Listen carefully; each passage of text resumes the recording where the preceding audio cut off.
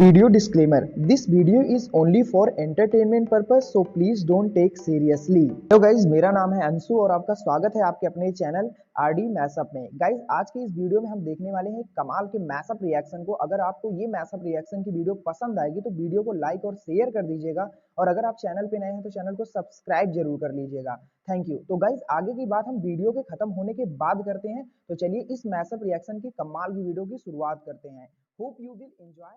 एक बहुत बड़ा हिस्सा दंगों की आग में भड़क उठा है। एक 17 साल के लड़के की मौत ने इस तरह से फ्रांस में मौजूद शरणार्थियों को गुस्से से पागल कर दिया कि आज फ्रांस के अलग अलग शहरों में भयानक दंगे हो रहे हैं। लेकिन अगर इन दंगों के पीछे की असलियत को देखा जाए तो तस्वीर कुछ और ही निकलकर सामने आती है। दंगों की आग में झुलसते हुए फ्रांस की तस्वीर भारत के लिए एक बहुत बड़ी चेतावनी है। भारत में भी शरणार्थियों की भारी संख्या मौजूद है और इसके बारे में हमने पिछली कल की वीडियो में आपको बताया भी था, जिसे लेकर खुद पोलैंड भी भारत को वक्त रहते संभलने की हिदायत दे रहा है। लेकिन इन दंगों के वक्त रहते खत्म करने के लिए और इन सभी को सबक सिखाने के लिए फ्रांस ने एक बहुत बड़ा कदम उठाया है। हमारी आज की इस वीडियो में इसी चीज के ऊपर चर्चा हम करने वाले हैं। दरअसल पिछले 3-4 दिनों से लगातार फ्रांस आग की लपटों से झुलस रहा है। पेरिस समेत मार्शले, लियोन, टुलूज, स्ट्रासबर्ग और लिली जैसे कई शहर इस वक्त शरणार्थियों की वजह से दंगों की आग में डूबे हुए हैं। लेकिन सवाल अब ये उठता है कि अचानक से इतने बड़े दंगे रातों रात कैसे उठने लगे। दोस्तों, अगर आप इन दंगों को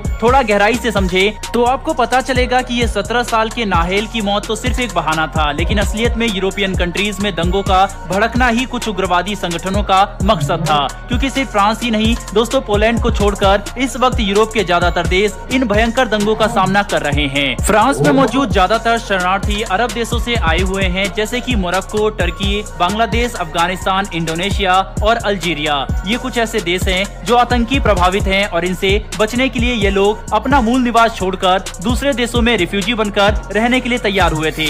इन्हें शरण देने वाले यूरोपियन कंट्री जिनमें से एक फ्रांस भी है, आज अपनी लिबरल सोच की एक बड़ी कीमत चुका रहा है। क्योंकि जब से ये शरणार्थी इन देशों में आए हैं तब से लगातार दंगे भड़क रहे हैं। जिस लड़के की मौत के लिए शरणार्थियों ने पूरे के पूरे फ्रांस को आग में झोंक दिया है, उसका खुद का क्रिमिनल रिकॉर्ड था। इतना ही नहीं दोस्तों, अगर आप पूरे फ्रांस में मौजूद शरणार्थियों की कुल संख्या को देखें तो वह मात्र 7 से 10% है, जिसके अंदर अगर आप उनके क्रिमिनल रिकॉर्ड देखें तो 14% से ज्यादा रिफ्यूजीज के क्रिमिनल रिकॉर्ड देखे जा सकते हैं। यानी कि फ्रांस में रह रहे ज्यादातर शरणार्थी आपराधिक मानसिकता वाले हैं, जो पहले किसी न किसी तरीके के आपराधिक गतिविधियों का हिस्सा थे। दोस्तों, इतना ही नहीं, फ्रांस के पेरिस से ऐसी तस्वीरें निकलकर सामने आई है जिसमें प्रदर्शन कर रहे लोगों के हाथों में AK-47 मौजूद है और वह खुलेआम हवा में फायरिंग कर रहे हैं। साथ ही साथ रातों रात सैकड़ों गाड़ियों को जलाना, घरों में आग लगा देना, ये कुछ ऐसी गतिविधियां हैं जो आम प्रदर्शनकारी नहीं करते हैं।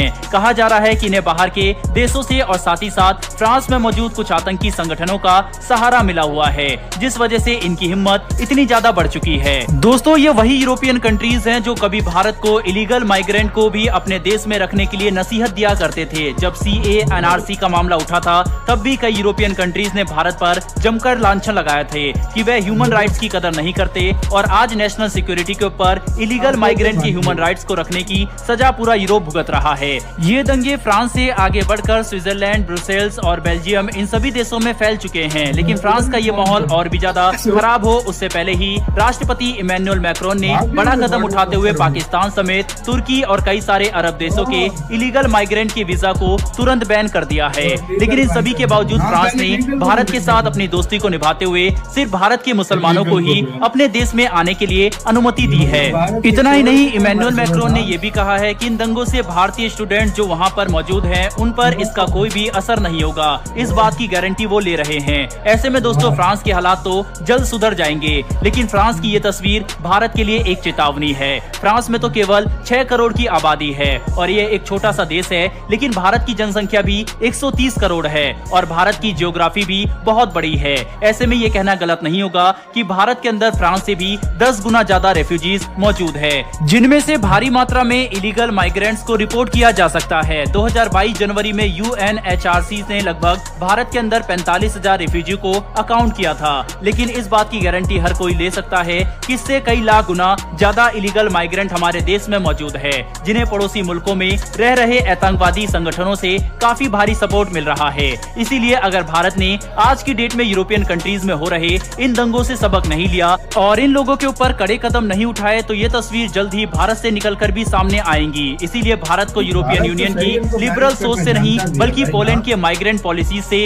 इंस्पायर होना चाहिए। पोलैंड की माइग्रेंट पॉलिसी इतनी ज्यादा कड़क है जिसकी वजह से आज तक पोलैंड में एक भी दंगा फसाद नहीं हुआ और खुद पोलैंड के प्रधानमंत्री ने अपनी माइग्रेशन पॉलिसी को हाईलाइट करते हुए ट्विटर पर पूरी दुनिया को और खास तौर से भारत को इस और ध्यान देने के लिए चेतावनी दी है। ऐसे में दोस्तों आप क्या कहेंगे, क्या भारत को अब सीए, एनआरसी जैसे कानूनों को तेजी से लागू करना चाहिए और इन इलीगल माइग्रेंट के ऊपर कड़े कदम उठाने चाहिए या फिर नहीं? अपनी राय कमेंट बॉक्स में लिखकर जरूर बताइएगा। साथ ही अगर आप पता लग रहा था कैमरा शैमरा में आ गया था कि पुलिस ने मारा तो उसको सजा भी मिल जाती भाई। बिल्कुल। हाँ भाई, मतलब लीगली अगर प्रॉब्लम क्या हुआ है उधर, प्रॉब्लम ये हुआ है ना कि उधर जब ये जैसे दंगे स्टार्ट हुए ना तो उन थोड़ी सी गलती से ये भी होगी है कि उस वक्त पुलिस वालों को पकड़ लेते, कर देते वो हो हाँ, उसी टाइम मतलब ये अगर इधर इंडिया में होता ना, इधर वो अभी मैंने एक न्यूज भी सुनी है, फ्रांस में कह रहे हैं योगी मॉडल अपना भाई, जो अपराधी है ठोको खुद बहुत सेट हो जाएंगे, सेट हो जाएंगे।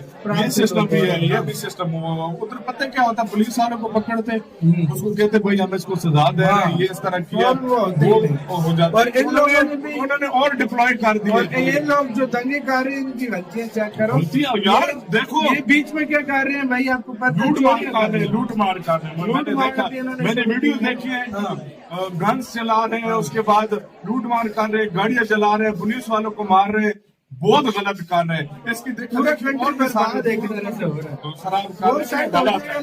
बड़ा नुकसान। देखो चाहे कोई भी कंट्री हो, देखो एक शख्स की सजा पूरा कंट्री नहीं भुगत सकता भाई। आप अगर कानून अगर उधर है तो कम से कम उसको पालन भी करना चाहिए। हमारा जिस तरह इधर 9 मई को कितना तबाह किया सपोर्टर ने उनको ऐसे डंडा दिया, लेकिन उनको ऐसा डंडा दिया, इनको भी डंडा दिया जाएगा भाई। सही बात है। हाँ, ये अभी ठंडा माहौल होगा ना, जिन्होंने किया इनकी खैर। गाइस आपको यह मैसअप रिएक्शन का वीडियो कैसा लगा, अपने थॉट को नीचे वीडियो के कमेंट में जरूर बताइएगा। वीडियो पसंद आई हो तो वीडियो को लाइक जरूर कर दीजिएगा, चैनल पे नए हैं तो चैनल को सब्सक्राइब जरूर कर लीजिएगा। तो थैंक यू, मिलते हैं नेक्स्ट वीडियो में।